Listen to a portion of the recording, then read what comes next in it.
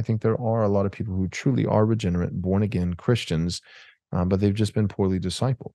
They haven't Yeah. been taught God's law. So whenever they're confronted by the law of God, somebody like you, somebody like me, they're being taught something doctrinally that's completely foreign to them. It's going against every pastor they've ever had, every sermon they've ever heard, every book they've ever read. And so, they've been pre-programmed. They have a built-up immunity against the law of God, because they've had a lot of verses taken out of context and twisted and tweaked.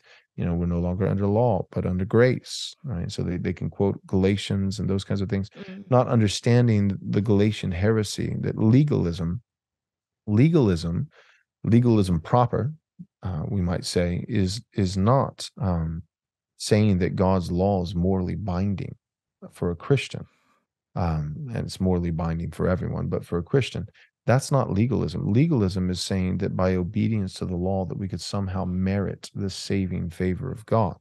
Legalism is not saying God has a law and we should obey. Legalism is saying God has a law, and if we obey, we can go to heaven. We Mm. can merit his love. So we need law and gospel. The law is not at odds with the gospel. What's at odds with the gospel is not the law, but sin.